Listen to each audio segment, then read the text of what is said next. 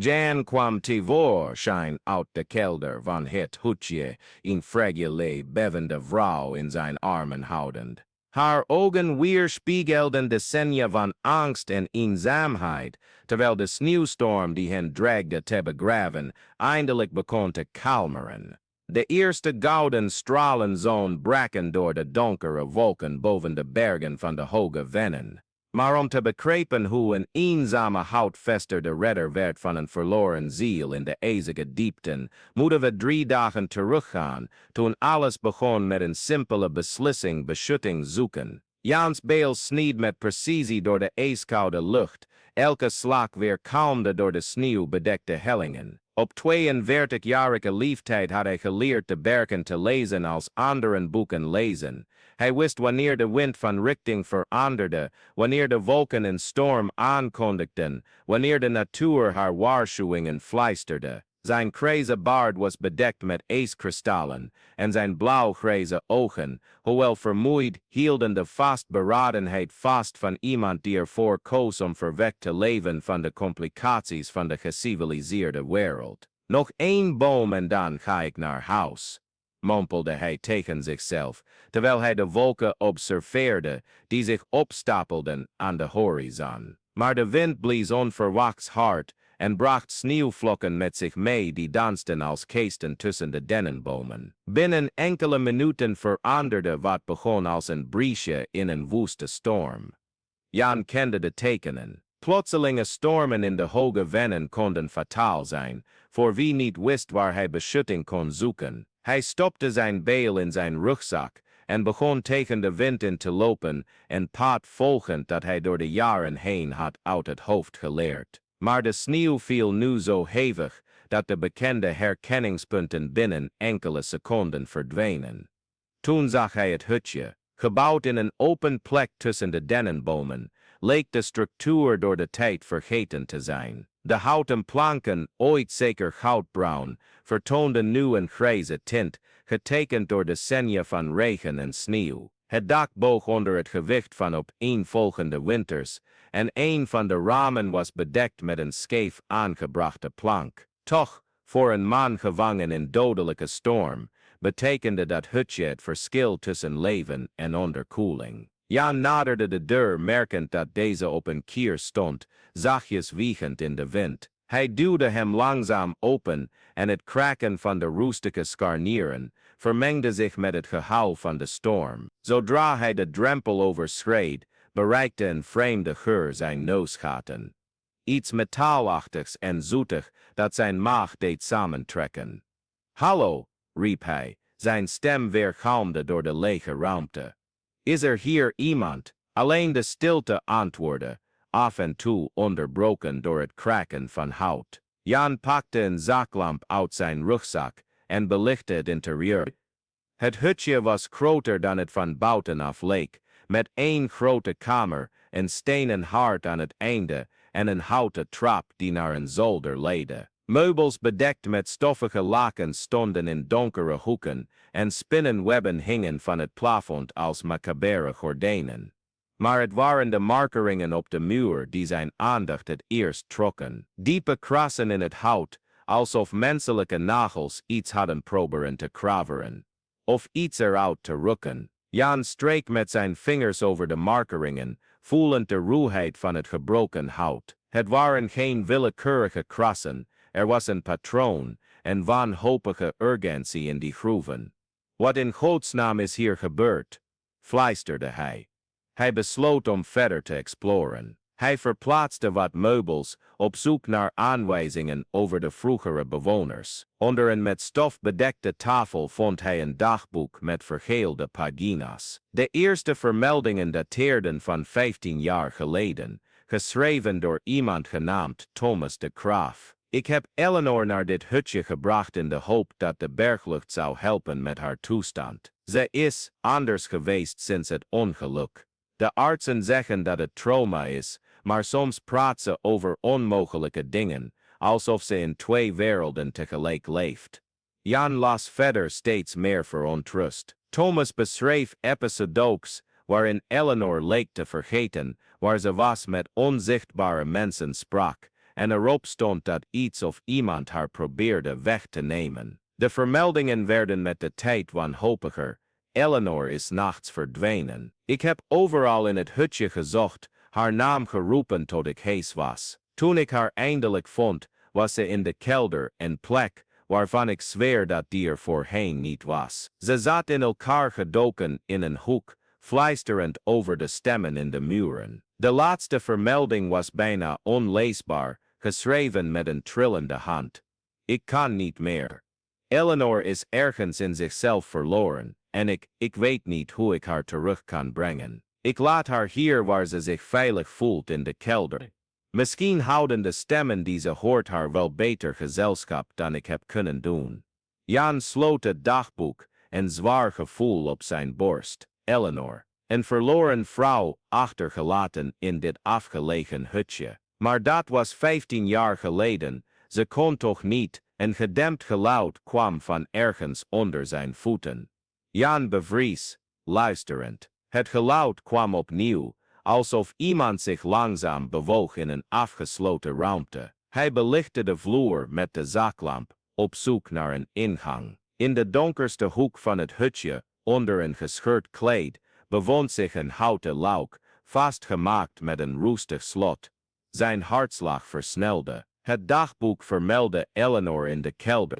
Maar Thomas was 15 jaar geleden vertrokken. Zou het mogelijk zijn dat Jan pakte een gereedschap uit zijn rugzak en forceerde het slot totdat het brak. Het luik opende zich met een huiveringwekkend gekrak en onthulde een houten trap die naar de duisternis afdaalde. Een geur van vochtigheid en schimmel steeg op uit het gat, vermengd met iets anders, een menselijke geur, van iemand die lange tijd in afgesloten ruimtes had geleefd. Eleanor, riep hij zachtjes. Eleanor, bent u daar? In ogenblik lang alleen stilte. Toen kwam er een heese, trillende stem uit de diepten. Wie is daar? Thomas, bent u terug? Jan voelde een koude rilling over zijn rug lopen. Ze leefde nog. Na 15 jaar alleen in dat hutje, leefde Eleanor de Graaf nog steeds. De kelder, de trap afdalen, was een van de moeilijkste beslissingen die Jan ooit had genomen. Met elke trede werd de geur sterker en hoorde hij een onregelmatige ademhaling vanuit de kelder. Toen hij eindelijk de lemen vloer bereikte, verlichtte zijn zaklamp een kleine vochtige ruimte met ruwe stenen muren. In de verste hoek, verschrompeld onder stapels vuile dekens, bevond zich een menselijke figuur. Eleanor de Graaf had grijs, klitten haar dat over haar magere schouders viel. Haar huid was papierwit en haar ogen, nog steeds groen, maar verbleekt, knipperden tegen het licht van de zaklamp, als die van een nachtvogel. Ze moet ooit mooi zijn geweest, maar 15 jaar isolatie en verwaarlozing hadden haar veranderd in iets bijna spookachtigs. Ik ben niet Thomas, zei Jan zachtjes, afstand houdend om haar niet te schrikken. Mijn naam is Jan. Ik ben verdwaald geraakt in de storm en heb uw hut gevonden. Eleanor knikte met haar hoofd, bestuderend hem met de achterdocht van iemand die al lang het geloof in de menselijke goedheid verloren had. Thomas zei dat hij terug zou komen, mompelde ze. Hij beloofde het, maar de stemmen in de muren zeiden dat hij loog. Jan keek om zich heen in de kleine ruimte. Er waren sporen van een leven dat aan de rand van de gekte werd geleefd. Stapels lege blikken, emmers, die dienden als geïmproviseerd toilet. En op de muren honderden krassen, alsof Eleanor jarenlang de tijd had gemarkeerd of geprobeerd had te communiceren met iets onzichtbaars. Eleanor, zei hij vriendelijk, hoe lang bent u hier beneden? Ze lachte, maar het was een lach zonder vreugde, gefragmenteerd als gebroken glas.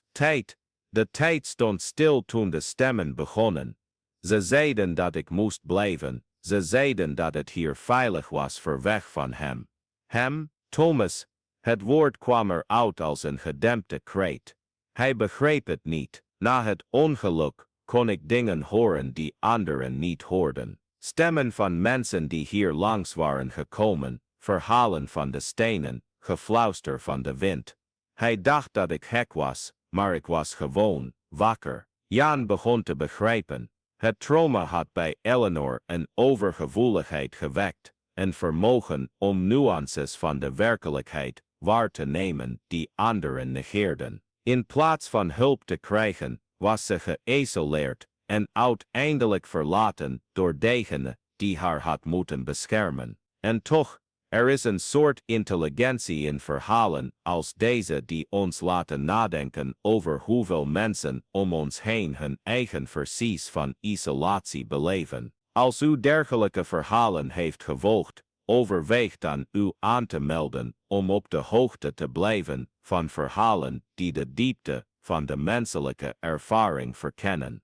Ik kan u helpen hier weg te komen, bood Jan aan. De storm zal overtrekken en we kunnen een betere plek voor u vinden. Eleanor's ogen werden groot van paniek. Nee, ze wachten daar buiten, de mannen in uniform, de dokters met hun naalden, al diegenen die me wilden opsluiten, omdat ik dingen zag die zij niet konden zien. Hier beneden ben ik veilig. De stemmen beschermen me. Jan realiseerde zich dat het forceren van de situatie contraproductief zou zijn. Eleanor had een wereld gecreëerd, waarin de kelder veiligheid betekende, en de stemmen die ze hoorde haar enige metgezellen waren. Haar abrupt weghalen zou zijn, als het uittrekken van de wortels van een delicate plant. Mag ik even blijven? Vroeg hij, totdat de storm voorbij is. Ik beloof dat ik u niet zal dwingen iets te doen. Eleanor observeerde hem lange tijd en knikte toen langzaam. De stemmen zeggen dat je anders bent. Ze zeggen dat je hart geen logens kent.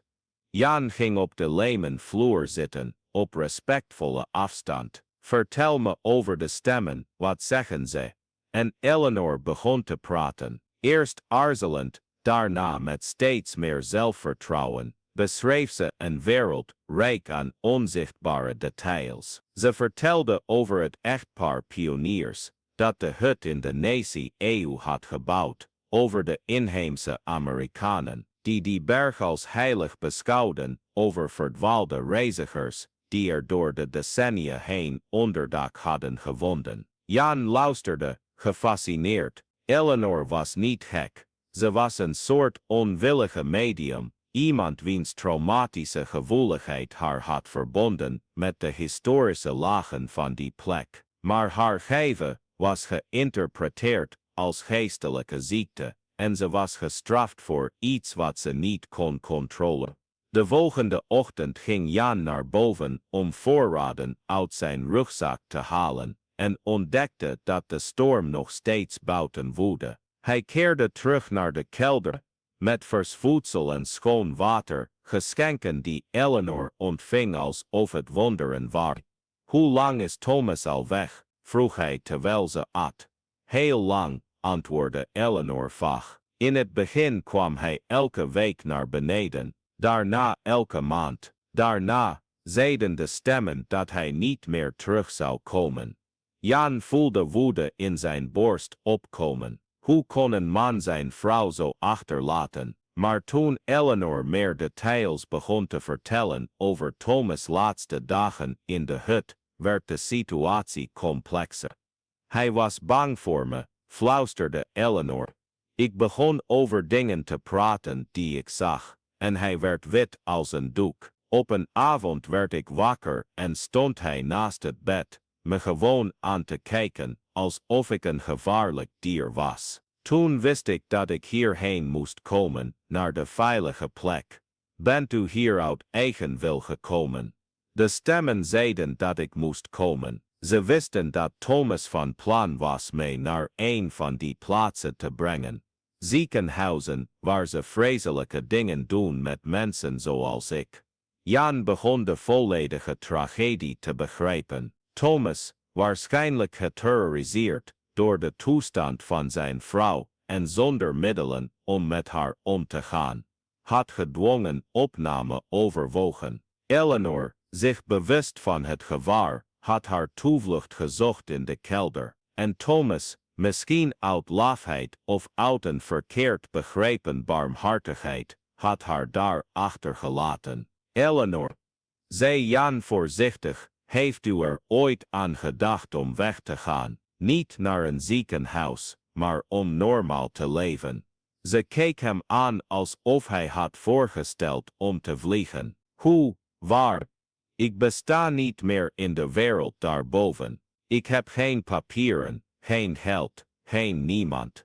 U hebt mij.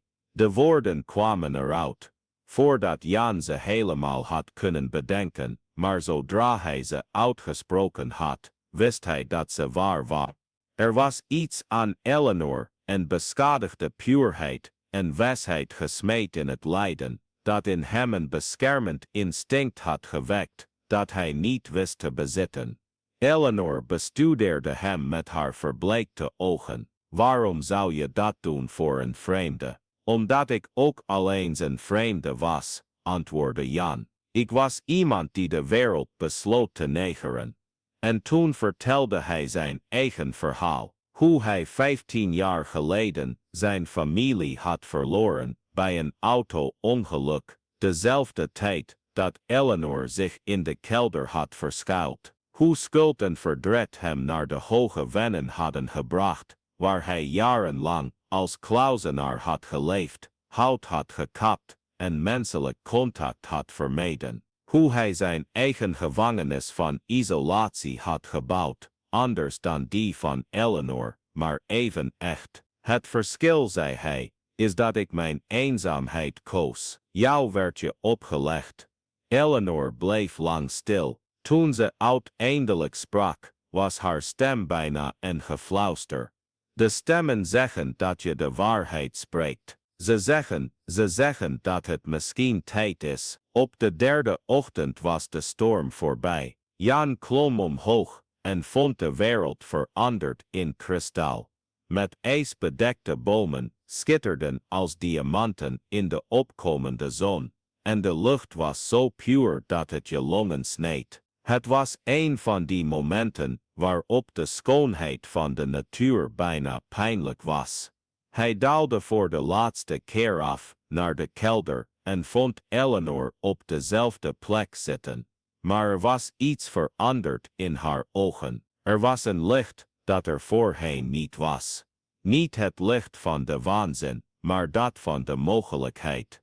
De stemmen vertelden me vannacht een verhaal, zei ze, over een man die alleen in de bergen woonde, omdat hij bang was om iemand weer te kwetsen. En over een vrouw die alleen woonde, omdat ze bang was om gekwetst te worden. Ze zeiden dat misschien twee angsten samen moed kunnen vormen. Jan voelde iets bewegen in zijn borst. Een emotie die hij 15 jaar lang had begraven gehouden. Eleanor, ik kan niet beloven dat het makkelijk zal zijn. Ik weet niet hoe we zullen uitleggen waar je bent geweest, of hoe we de kwestie van de documenten zullen oplossen. Maar ik weet dat niemand zo moet leven. Ik weet het, antwoordde ze. En misschien is het tijd om niet langer alleen naar de stemmen van het verleden te luisteren en te beginnen met het luisteren naar die van het heden. Ze stak een trillende hand uit, en Jan hielp haar opstaan. Samen klommen ze die trap op. Elke trede vertegenwoordigde een stap weg van het verleden en richting een onzekere, maar mogelijke toekomst. Toen ze in de hoofdruimte van de hut kwamen, stopte Eleanor en keek ze om zich heen, alsof ze de plaats voor het eerst zag. Het zonlicht viel door de vieze ramen en verlichtte de stofdeeltjes die in de lucht dansten. Het was de eerste keer in 15 jaar dat ze direct zonlicht zag, en haar ogen vulden zich met tranen. Het is mooier dan ik me herinnerde, fluisterde ze. Jan observeerde haar, terwijl ze de wereld herontdekte. Elk detail, de glans van de sneeuwbouten, de schuchtere warmte van de zon op haar bleke gezicht, het geluid van vogels die in de bomen zongen, alles leek nieuw en wonderbaarlijk voor Eleanor. Het was alsof je iemand opnieuw zag geboren worden. We moeten het rustig aan doen, zei Jan. Mijn hut ligt op een paar uur lopen. Voel je je in staat? Eleanor knikte, hoewel haar benen zichtbaar trilden. De stemmen zeiden dat dit het moment was. Ze hebben nog nooit gelogen. Voordat ze vertrokken, deed Jan iets dat Eleanor niet verwachtte. Hij pakte het dagboek van Thomas en legde het zorgvuldig in een van haar handen. Waarom? Vroeg ze. Omdat het ook jouw verhaal is. En elk verhaal verdient het om volledig verteld te worden, niet alleen de stukjes die anderen kiezen om te onthouden. De wandeling over het besneden pad was langzaam en moeilijk. Eleanor wankelde vaak, haar verzwakte spieren protesteerden tegen de beweging, maar met elke stap werd haar ademhaling dieper vrijer.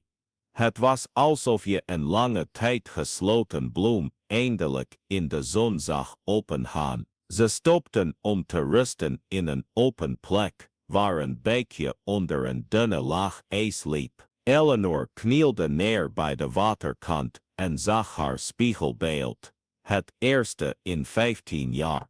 Het gezicht dat haar aankeek was onherkenbaar, mager, getekend, verouderd. Maar in haar ogen kon Jan iets zien dat er niet in de kelder was. Hoop, wie ben ik nu? Vroeg ze de oppervlakte van het water aanrakend met haar vingertoppen. Je bent Eleanor, antwoordde Jan eenvoudig, en dat is genoeg om te beginnen. Ze gingen verder. Onderweg begon Eleanor minder met de onzichtbare stemmen te praten en meer met Jan. Ze vertelde hem over haar leven voor het ongeluk. Ze was kleuterleidster geweest, hield van tuinieren, droomde ervan om de wereld te reizen. Kleine details van een normaal leven, dat was onderbroken en vervolgens vergeten. Mis je het lesgeven? Vroeg Jan. Elke dag, antwoordde ze. Zelfs in de kelder deed ik soms alsof ik in een klaslokaal was, dingen uitlegde aan denkbeeldige kinderen. De stemmen hielpen me vaak, ze fluisterden historische feiten die ik kon gebruiken in de lessen. Jan glimlachte, zijn eerste echte glimlach in jaren. Misschien kun je weer lesgeven, niet op een traditionele school, maar er zijn altijd kinderen die iemand nodig hebben die begrijpt hoe het is om je anders te voelen. De aankomst Jans hut was klein maar knus, door hemzelf in de loop der jaren gebouwd. Massief hout, een stenen open haard, ramen die een adembenemend uitzicht op de bergen boden. Voor Eleanor, die in een stenen doos had gewoond, was het een paleis. Het is van jou, zei Jan, het verwondering in haar ogen ziende. Van ons, corrigeerde Eleanor zachtjes, als je echt bedoelde wat je zei over me te helpen. De eerste dagen waren moeilijk. Eleanor had nachtmerries en schrok wakker, gillend over stemmen die haar terugben naar de kelder. Haar lichaam, ongewend aan de vrijheid, reageerde met angst op open ruimtes. Maar Jan bleef geduldig, biedend stille aanwezigheid wanneer ze dat nodig had en ruimte wanneer ze daarom vroeg. Langzaam begon Eleanor te bloeien. Ze ontdekte Jans keuken en begon maaltijden te bereiden, eerst schuchter, dan met groeiend zelfvertrouwen. Haar handen, die 15 jaar werkeloos waren, gerontdekten de vreugde van creëren. Ze maakte de hut schoon, organiseerde Jans gereedschap en begon zelfs een kleine tuin in een beschutte plek bij de deur. Hoe wist je dat ik van tuinieren hou? Vroeg ze op een middag, haar handen vol aarde terwijl ze zaadjes plantte in een houten kist. Dat wist ik niet, antwoordde Jan, maar jouw handen wel. De transformatie, weken gingen voorbij. Eleanor stopte met het beschrijven van de stemmen als aparte entiteiten en begon ze te noemen als herinneringen of indrukken. Haar gevoeligheid bleef, ze merkte nog steeds dingen op die anderen misten, maar nu was er context, controle, doel. Op een middag, terwijl Jan hout hakte, bracht Eleanor hem warme thee en ging naast hem op een boomstam zitten om hem te observeren. Er was iets anders aan haar. Een stilte die niet langer voortkwam uit angst, maar uit vrede. Jan, zei ze, mag ik je iets vertellen wat de stemmen me over jou verteld hebben? Hij stopte met hakken en keek haar nieuwsgierig aan. Ze zeiden dat je naar de hoge wijnen bent gekomen, niet alleen om te vluchten voor de pijn, maar om jezelf te straffen voor iets wat niet jouw schuld was. Ze zeiden dat je de last droeg van het niet hebben kunnen redden van je familie, en daarom besloten had dat je het niet verdiende gered te worden. Jan voelde zijn borst samentrekken. In al die jaren alleen had hij zijn gevoelens nooit zo duidelijk geformuleerd, maar Eleanor of haar stemmen hadden de kern van zijn waarheid gereikt.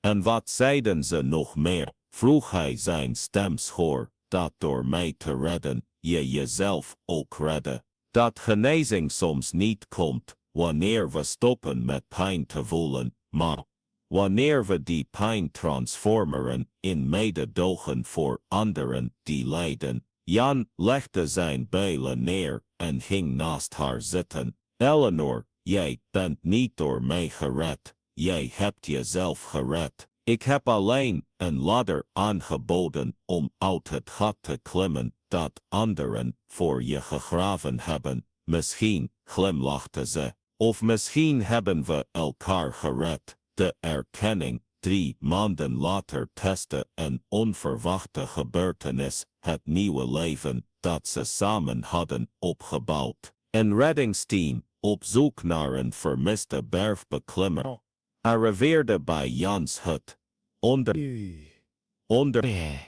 Onder hen was een arts die, na een gesprek met Eleanor, de symptomen herkende van wat nu bekend stond als complexe posttraumatische stressstoornis, CPTSS. Zij heeft adequate behandeling nodig, zei de arts tegen Jan in het bijzijn. Wat zij heeft meegemaakt, dat geneest niet alleen met goede wil. Jan voelde de bekende angst zijn keel samentrekken. Zouden ze haar meenemen, haar dwingen terug te keren naar de wereld die haar zo had gekwetst? Maar Eleanor, die het gesprek had gehoord, naderde kalm. Meneer de dokter, zei ze, haar stem helder en vastberaden. Ik waardeer uw bezorgdheid, maar ik ben 15 jaar lang behandeld alsof ik gebroken was. Nu voor het eerst voel ik me heel. Als er een behandeling is die me kan helpen mijn ervaringen beter te integreren, zonder ze te scheiden, ben ik geïnteresseerd. Maar ik zal mijn huis niet opnieuw verlaten tegen mijn wil. De arts keek tussen Eleanor en Jan en zag iets dat hem verbaasde. Dit was geen getraumatiseerde vrouw die in afzondering werd gehouden door een instabiele man. Het was een vrouw die genezing had gevonden door keuze, waardigheid en onvoorwaardelijke liefde. Er zijn therapeuten die huisbezoeken doen, zei hij uiteindelijk. Mensen gespecialiseerd in complex trauma, die begrijpen dat genezing plaatsvindt waar de patiënt zich veilig voelt.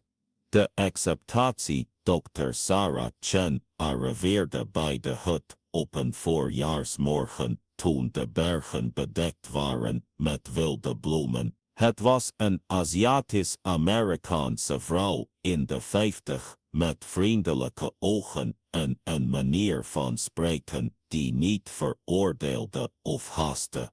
Ik ben hier niet om iemand te reparen, zei ze in de eerste sessie met Eleanor. Ik ben hier om jouw ervaring te begrijpen en misschien tools aan te bieden die je helpen om makkelijker door de wereld te navigeren. Gedurende maanden werkte Dr. Shen met Eleanor niet om haar gevoeligheid te elimineren, maar om die te verfijnen. Ze leerde haar grounding technieken die Eleanor hielpen onderscheid te maken tussen indrukken van de omgeving en haar eigen emoties. Ze toonde aan hoe haar vermogen om subtiele details waar te nemen en kracht kon zijn, geen zwakte. Je hebt iets wat hypervigilantie wordt genoemd, legde Dr. Chen uit. Dat is gebruikelijk bij trauma-overlevenden. Je brein heeft geleerd om minimale tekenen van gevaar op te pikken. Maar wat begon als overlevingsmechanisme is veranderd in een unieke manier om de wereld waar te nemen. Dus de stemmen begon Eleanor zijn echt, zei Dr. Chen vastberaden. Het zijn emotionele echo's, psychische indrukken, omgevingsherinneringen. Je bent niet gek, Eleanor. Je bent diepgaand, empathisch en intuïtief. De maatschappij weet alleen niet hoe om te gaan met mensen zoals jij. 1 jaar nadat ze uit de kelder tevoorschijn was gekomen, was Eleanor bijna onherkenbaar. Haar haar nu, schoon en geknipt, glinsterde zilver in de zon. Ze was gezond aangekomen en haar ogen hadden hun levendigheid teruggekregen. Maar de grootste verandering was in haar houding, rechtop, zelfverzekerd, vredig.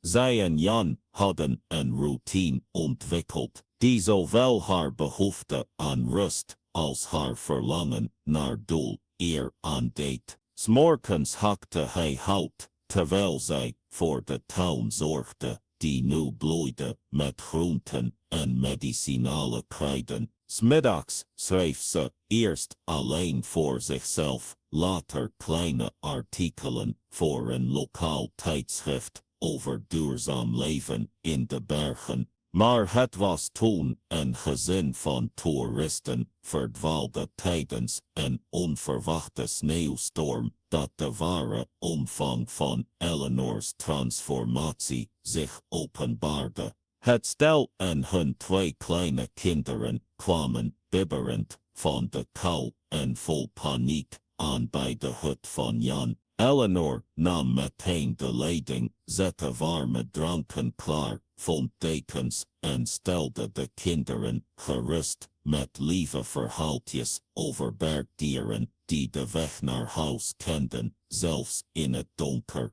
Hoe wist je precies wat je moest doen? Vroeg de moeder later, terwijl ze Eleanor vriendelijk met haar kinderen zag spelen, terwijl ze op de reddingswerkers wachten. Ik weet hoe het is om verdwaald te zijn, antwoordde Eleanor eenvoudig. En ik weet hoe het is om gevonden te worden. Het volgende voorjaar kwam Dr. Chen met een onverwacht voorstel.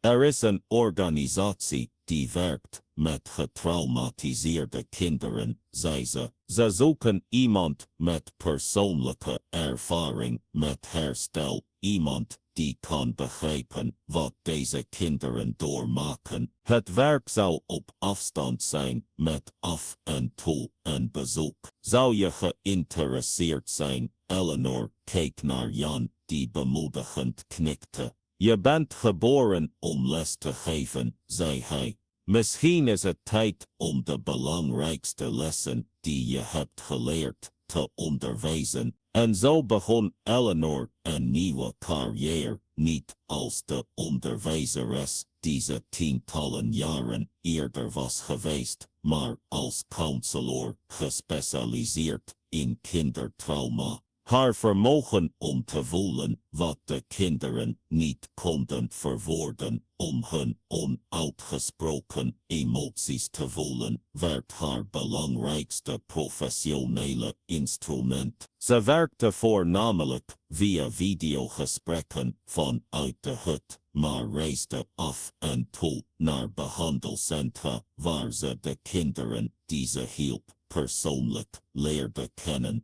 Jan ging altijd met haar mee op deze reizen en gaf haar de emotionele ankerplaats die ze nog steeds nodig had bij het confronteren van de buitenwereld. Je bent als een vuurtoren, zei een van de kinderen waarmee ze werkte, een meisje van 8 jaar dat alleen was gevonden nadat haar ouders waren verdwenen. Je schijnt en dat helpt mij mijn weg terug te vinden. Eleanor glimlachte, denkend aan Jans woorden van jaren geleden. Soms vormen 2 angsten samen moed. 2 jaar na haar ontsnapping uit de kelder nam Eleanor een beslissing die iedereen, inclusief zichzelf, verraste. Ze wilde terug naar de hut waar ze achtergelaten was. Waarom? Vroeg Jan bezorgd dat het bezoek een terugval zou kunnen veroorzaken, omdat er andere stemmen zijn, legde Eleanor uit. Andere verhalen die verteld moeten worden en misschien zijn er andere mensen, zoals ik, op andere donkere plaatsen die moeten weten dat het mogelijk is om eruit te komen, dokter. Shen steunde het idee en zag het als een belangrijke stap in wat ze narratieve herclaiming noemde. Het proces waarbij trauma-overlevenden hun slachtoffersverhalen herschrijven tot verhalen van overleving en groei.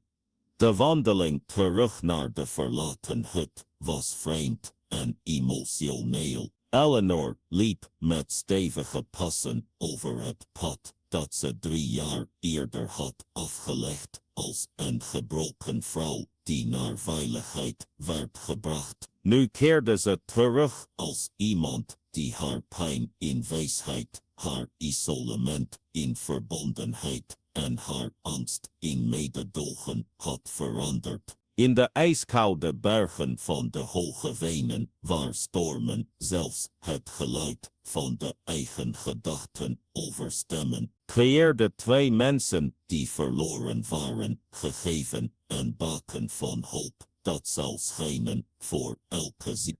Die dapper genoeg was om uit de duisternis tevoorschijn te komen en naar het licht te lopen. En in de muren van de oude verlaten hut, als je wist hoe je moest luisteren, kon je nog steeds gefluister horen, niet meer van wanhoop en verlating, maar van dankbaarheid en vernieuwing. Verhalen over hoe liefde kan bloeien op de meest onwaarschijnlijke plaatsen, hoe genezing kan voortkomen uit het grootste lijden en hoe slechts soms 2 gebroken mensen zich kunnen verenigen om iets hols en moois en onvoorwaardelijk menselijks te vormen.